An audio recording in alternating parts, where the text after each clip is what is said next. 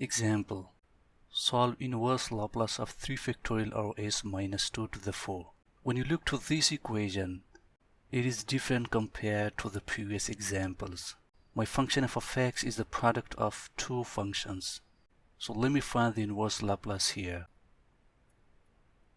Solution.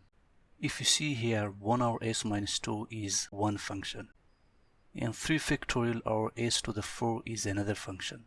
Take 1 over s minus 2 outside of this function to get inverse Laplace of 1 over s minus 2. And I left with s to the 4, which is 3 factorial over s to the 4. This is another function, 3 factorial over s to the 4. Just separate these two functions from each other. Let me write inverse Laplace of 1 over s minus 2 times inverse Laplace of 3 factorial over s to the 4.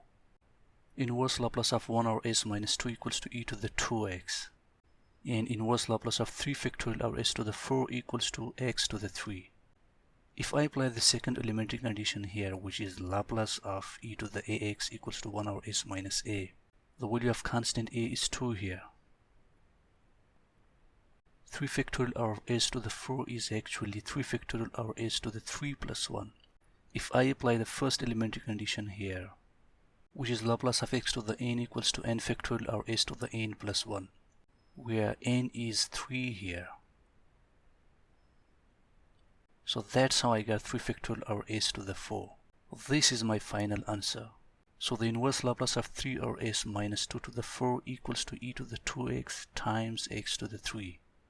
What I did here, I changed the given function, which was the combination of two different subfunctions, from s domain to exponential function and algebraic function.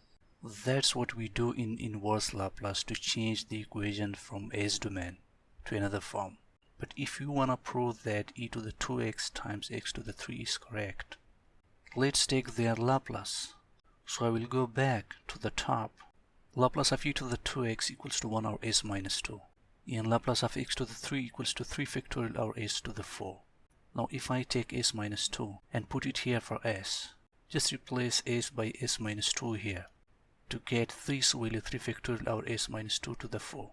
I just put s minus 2 for the s to get back 3 factorial over s minus 2 to the 4. So you see here that inverse Laplace is totally opposite to the Laplace process.